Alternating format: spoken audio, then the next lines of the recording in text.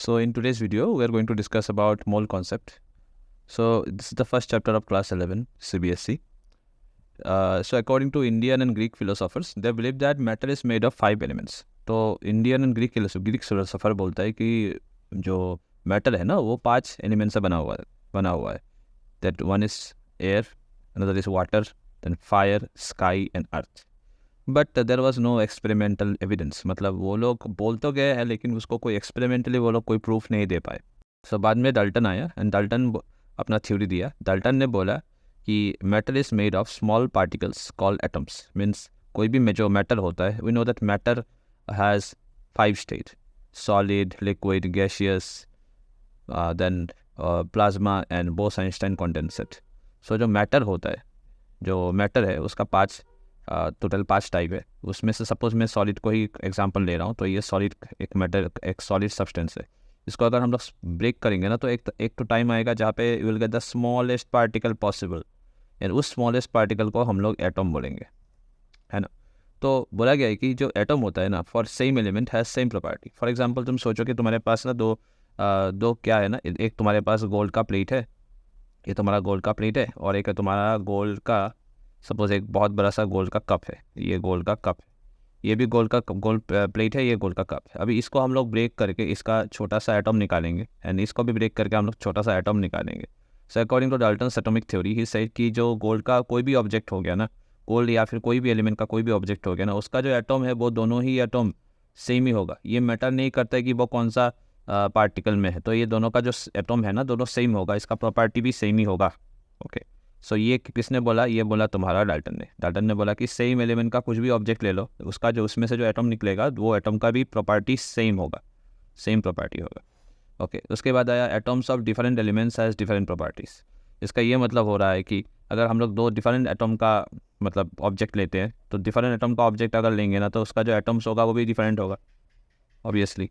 तो वही कॉन्सेप्ट को हम लोग इसमें मैं फिर से एक बार लिखने जा रहा हूँ. देखो, तो क्या बोला गया है कि जो एटम होता है ना डिफरेंट एलिमेंट का, फॉर एग्जांपल देखो, एक सपोज ये गोल्ड का प्लेट है, ये गोल्ड का प्लेट है, और एक हम लोग सिल्वर का प्लेट ले रहा हूँ, तो मैं यहाँ पे सिल्वर का भी प्लेट ले रहा हूँ. तो ये गोल्ड का प्लेट है, ये सिल्वर का प्लेट. अब इसमें से जो एटम निकलेगा, सपोज ये एटम है गोल्ड का, और इसमें से जो एटम निकलेगा वो सपोज सिल्वर का है, ये सिल्वर का एटम है. तो बोला गया है कि अगर दोनों एलिमेंट अलग अलग है, जैसे कि यहाँ पे गोल्ड है, यहाँ पे सिल्वर है, तो इन दोनों का जो एटम आएगा ये भी अलग अलग होगा.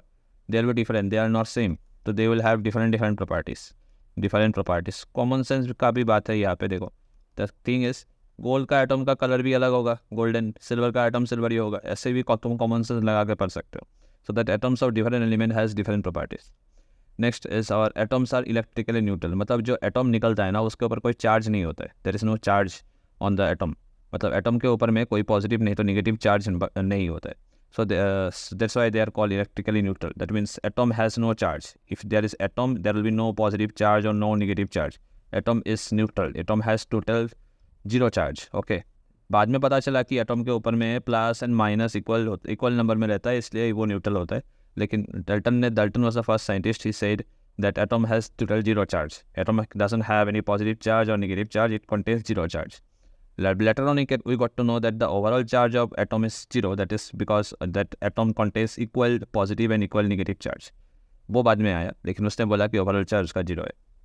नाउ डाल्टन ने जब बोला दिस, डाल्टन said in 1804, तो that was the first concept behind that actually tells us how matter works. So matter is made of atom, and atoms of same element has same property, different element has different property, and they are electrically neutral. Later on we got to know that atoms are not the smallest particle anymore. Atom contains almost 55 different particles inside them, and those particles are called subatomic particles. Once again, तो Dalton ने क्या बोला कि matter जो है ना, matter का सबसे छोटा जो पार्टिकल है दैट इज एटम. बट बाद में ये पता चला कि एटम के अंदर में भी छोटा पार्टिकल होता है, and those particles are called subatomic particles. तो क्या बोला डाल्टन ने? बोला कि मैटर के अंदर में छोटा पार्टिकल होगा, उसका नाम होगा एटम, एंड उससे छोटा कुछ नहीं होगा. लेकिन बाद में क्या हुआ ना, हमको पता चला कि एटम के अंदर में भी छोटा पार्टिकल होता है, जैसे कि इलेक्ट्रॉन हो गया, प्रोटॉन हो गया, न्यूट्रॉन हो गया, न्यूट्रिनो हो गया. So many particles are there. Then boson हो गया, मेसोन हो गया, ग्लूऑन हो गया, बहुत सारा पार्टिकल है. तो ये बाद में पता चला। तो बाद में पता चलने से क्या हुआ ना, हम लोग अभी फिर से हम लोगों का जो स्टडी करने का सिस्टम है वो चेंज किया हम लोग। तो later it was found that inside atom later it was found that inside the atom there are approximately 5 different particles present called subatomic particles, and these are the particles: electron, proton, neutron, boson, meson, gluon, muon, neutrino, quark, बहुत सारा है, anti neutrino, positron, बहुत सारा ऐसा है, 55 जैसा कुछ है। But only the first three, this electron, proton and neutron, they are called fundamental particles. याद रखना ये सारा सबको बोलते हैं सब एटॉमिक पार्टिकल, लेकिन this electron, proton, neutrons are called fundamental particles. Okay, now you are going to discuss how this electron, proton and neutrons are present inside an atom, का आप कैसे रहता है। ओके, तो इसके लिए हम लोग डिस्कस करेंगे ये वाला बात। तो here we are going to discuss about atom. So मैंने यहाँ पे क्या किया है, taken an example of carbon atom. So inside the formula of carbon atom is this: carbon 612. This 6 represent atomic number and this 12 represent mass number. ये mass and atomic number क्या है वो मैंने यहाँ पे लिख के दिया, देखो।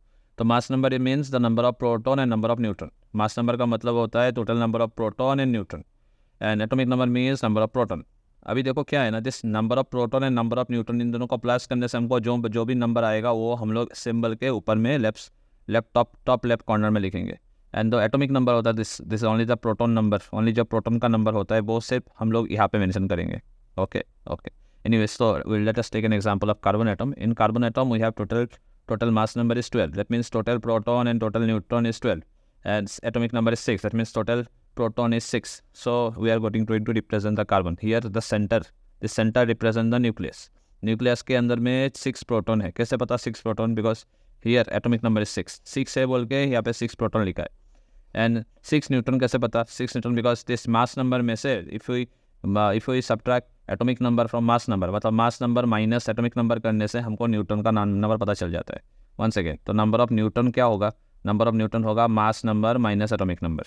मास नंबर माइनस एटॉमिक नंबर करने से न्यूट्रॉन पता चल जाएगा, and that number will be here, that number is the number of neutron and that neutron is here placed inside the nucleus. तो फिर से याद कराऊंगा तुमको, क्लास 9 का कॉन्सेप्ट है ये, कि inside the atom the electrons are outside the nucleus, and inside the nucleus we have proton and neutron.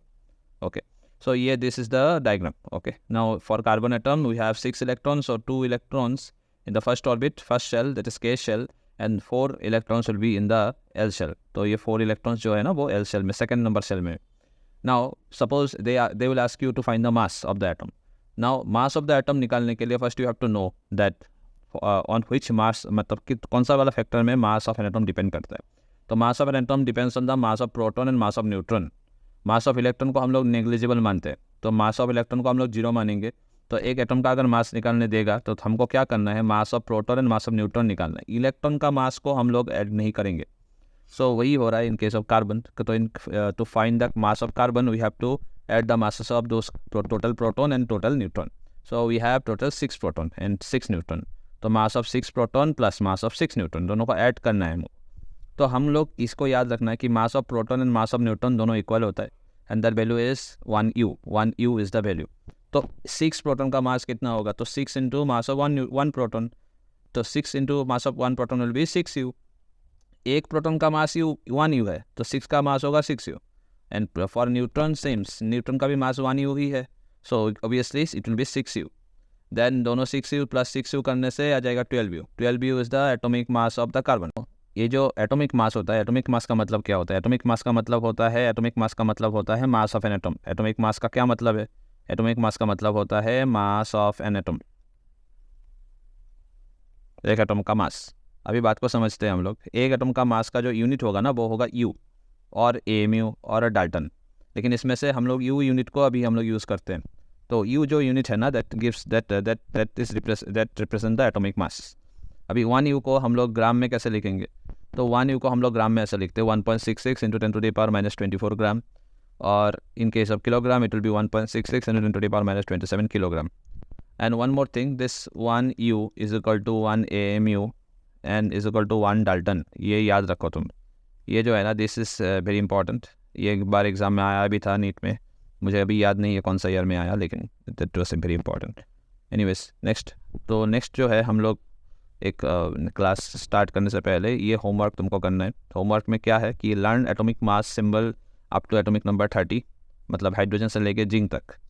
तो इसके लिए तुमको क्या करना है ना, इसके लिए तुमको जाना है गूगल में। गूगल में जाके पहले देखो, हम लोग गूगल में जाके तुमको सर्च करना है कि atomic mass for first 30 elements. फिर जाना है गूगल इमेजेस में, उसमें तुमको एटॉमिक मास 30 एलिमेंट्स का एक फ़ोटो मिल जाएगा उधर में।